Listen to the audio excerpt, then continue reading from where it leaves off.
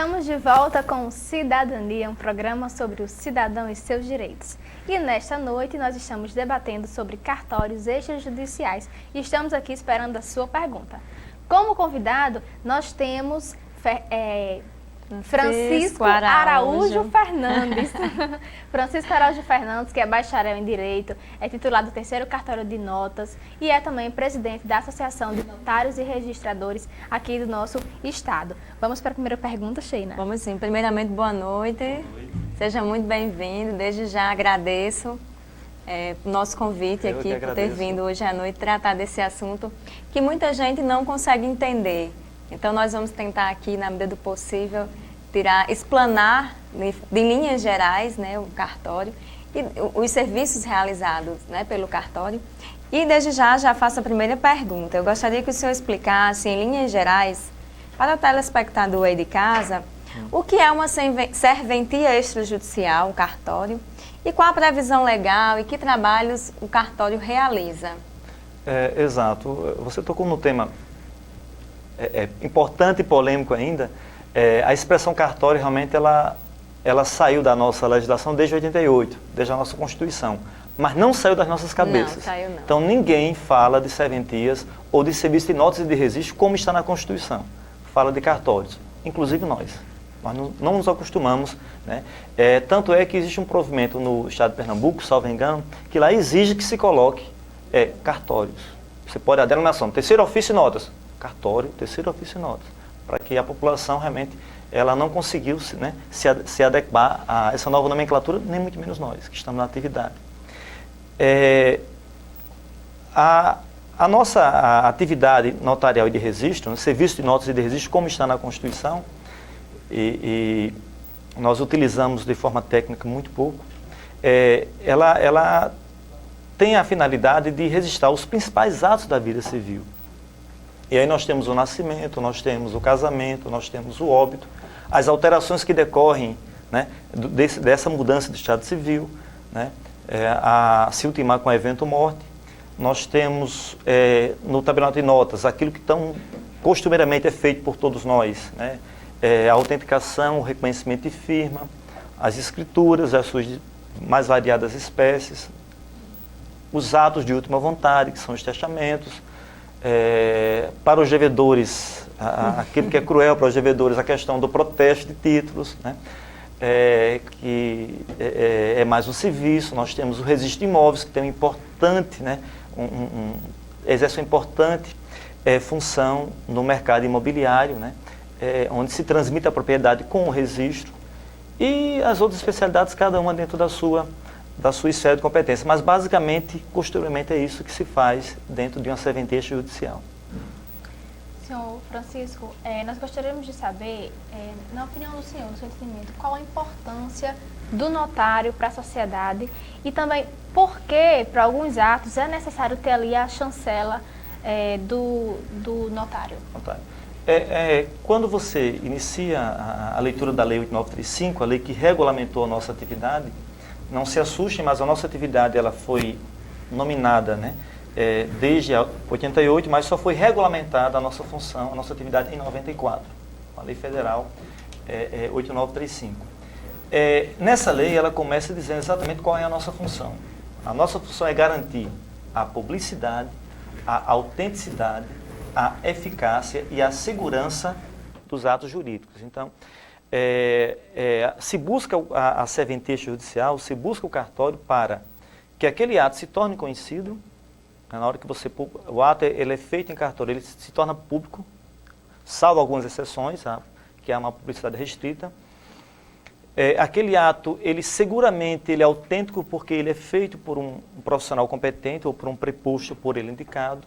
Aquele ato, ele se espera que ele gere uma eficácia, né? Aquele feito que as partes buscam, né, nesse serviço, e acima de tudo a segurança, ou seja, a certeza de que todos aqueles procedimentos foram rigorosamente seguidos para que a pessoa possa, na verdade, completar a sua vontade. É de extrema importância os serviços realizados pelos cartórios extrajudiciais. Como e quando é feito o registro de nascimento hoje? Qual a importância desse documento para a pessoa física? Ainda existe muitas pessoas no Brasil sem esse registro de nascimento? Olha, o registro civil, né, de nascimento, ele de suma importância porque a vida civil, a questão do cidadão começa com o nascimento, né? O registro de nascimento. Esse ato ele é gratuito, a gratuidade é universal, quer dizer, todos têm essa gratuidade. Então não há justificativa, não há motivo para, não, olha, eu não vou ter, não existe custo, né? O custo ele não existe. Como bem falou aqui no início, as unidades de saúde já fazem esse serviço, inclusive Mossoró é privilegiado porque já faz isso há algum tempo, né? Mossoró, Natal, Parnamirim, Ceará-Mirim, e aí nós temos, fica mais difícil, mas justamente Mossoró é quem realmente deu o pontapé inicial junto com o Natal. Sem sombra de dúvida, é um documento importante porque a partir dele, para os entes públicos, eles podem começar a implementar políticas, importantes políticas públicas, porque ele vai ter conhecimento, né, daquele cidadão que acabou de ser cidadão com o seu registro de nascimento. Formalmente ele se torna cidadão e o país toma conhecimento, o Estado toma conhecimento de sua existência, né? Exato. No caso, assim, aproveitar que a gente está falando de nascimento, no caso de que há aí uma dúvida sobre a paternidade da criança, a mãe ela pode ir diretamente e registrar? Como é que fica depois? O pai, ele pode ir espontaneamente, ir no cartório e fazer o reconhecimento? Como que se dá essa situação? Exato. Esse procedimento ele é regulamentado pela Lei Federal 8.560/92, né? Que nós chamamos costumeiramente de Declaração Oficiosa de Paternidade. A mãe, quando ela vai ao cartório, ela pode ir sozinha ao cartório. Então, ela vai registrar a sua criança e, lógico, se ela não for casada civilmente, ela não houver um elo formal, ela, naquele momento, ela não vai constar o nome do pai no registro de nascimento da criança. Mas ela pode indicar quem é o suposto pai. E aí a criança recebe o seu registro para que ela possa, né, na verdade, utilizar esse documento nas mais diversas finalidades. E aí já indica o suposto pai e a sua qualificação, onde ele mora. E aí esse procedimento é encaminhado através do Ministério Público para o suposto pai, que aí ele vai ter um prazo para se defender ou espontaneamente ir ao cartório fazer o seu reconhecimento de paternidade. Ou através daí também requerer o exame de DNA? Também. Se ele, nesses 30 está dias... Está incluso nesse procedimento. Ele pode contestar, né? E aí ele vai ter que contestar uma conta-prova, exigir a questão do DNA, ou ele, se ele reconhecer que é o pai, e por um motivo ou outro, muitas vezes ele não é nem procurado para registrar a criança, acontece muito isso, pelo menos eu, quando estive à frente de uma serventia civil, escutei muito isso, mas ela não me procurou. Né? Então, também ocorre muito isso. Mas todo esse procedimento ele também é gratuito. Então facilita mais ainda, porque normalmente esses procedimentos são pessoas de camada mais pobre, mais humilde. Pois é, e nós sabemos que em algumas cidades existe cartório único, né? E em outras, né, devido à demanda de pessoas e demanda de serviços, os cartórios eles são divididos, né? Registro de pessoas naturais, pessoas jurídicas, registro de imóveis. Então, assim, nós gostaríamos que o senhor falasse agora um pouco sobre a questão do divórcio consensual extrajudicial, no caso, aquele divórcio que é feito diretamente no cartório. A primeira questão é sobre a questão das serventias, né, única. Então, como você me falou, a própria lei prevê isso. Uma questão de viabilidade econômica, socioeconômica, a serventia ela pode ser única, ela pode congregar todas as especialidades num só município, preservando a questão da qualidade do serviço. Então, você dividir esse serviço seria comprometer a qualidade desse serviço, tornar inseguro o que deveria ser seguro, né? E capaz de manter aquela serventia funcionando. Aqui, nos arredores de Mossoró, nós temos vários municípios em que é um serviço único. E esse estudo é feito, né, pelo juiz competente, o juiz da comarca, que é o juiz corregedor, e ele faz esse estudo e encaminha para a corregedoria. E aí, feito esse procedimento, se vai acatar ou não, se essa serventia vai continuar congregando todas as especialidades ou não. Vai depender justamente desse estudo que é feito pelo juiz da comarca, seguindo índices econômicos, o IBGE e tudo mais. A questão do divórcio, o divórcio extrajudicial administrativo, agora direto, né, já um tempinho direto, quando nós começamos pela 11.441, né, lá em 2007, ainda fazíamos a separação judicial, a separação extrajudicial, ainda fazíamos a conversão da separação em divórcio, né? E agora o divórcio é feito diretamente, né? Nas serventias, através de advogado, desde que seja consensual, né? Não pode haver litígio, desde que também não haja incapazes civilmente. E ainda, se houver partilha, né? Que esses bens não estejam localizados no exterior. Há mais um outro requisito que às vezes pouca gente fala sobre isso, tanto no inventário quanto no divórcio. Então, mais esse requisito. A partilha também tem que ser consensual. Ou seja, não há aquela possibilidade de você deixar a partilha para um outro momento.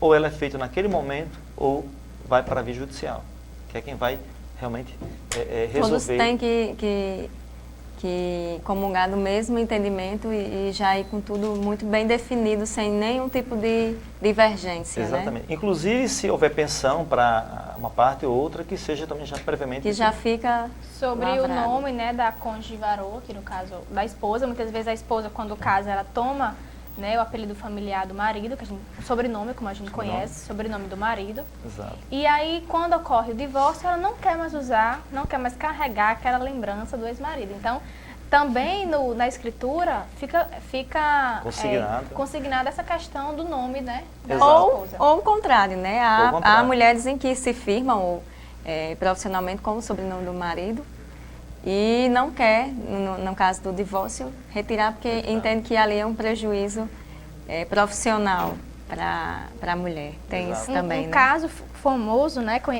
conhecido, é o caso da Luísa Brunet, né? Esse Brunet era do ex-marido dela, e aí quando ela se divorciou, ela pleiteou esse sobrenome porque era como ela era popularmente conhecida.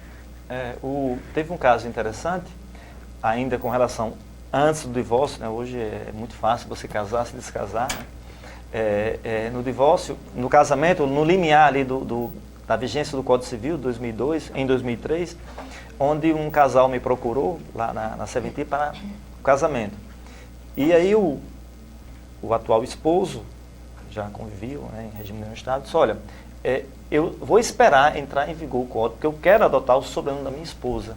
Fato que me chamou a atenção. Então, realmente, ele esperou a vigência do novo código, ingressou com o processo de habilitação de casamento e adotou o sobrenome da esposa. Não sei se, queira Deus, que eles ainda mantenham-se casados, né? Verdade. Gostaria que o senhor falasse um pouco sobre a autenticação de documentos e qual a sua importância. A autenticação do documento, na verdade, ela tem um condão de uma xerox, transformar aquela xerox num documento equivalente ao original. Então, na hora que o tabelionato de notas, tabelião, ou seu preposto, ele apõe ali a sua chancela, ele está dizendo que aquele documento ele é um documento equivalente ao original. Então, essa é a importância, porque se você realmente perde o documento original, você tem uma outra prova que é aquela cópia autenticada. Bom, senhor Francisco, o assunto sobre cartórios judiciais é muito bom, até porque é muita informação, nossa população ainda desconhece, infelizmente, né? Mas nós vamos continuar aqui discutindo e você que tem dúvidas sobre o assunto ainda pode mandar a sua pergunta para a gente debater aqui no programa. O Cidadania volta já, não saia daí. Cidadania, um programa sobre o cidadão e seus direitos.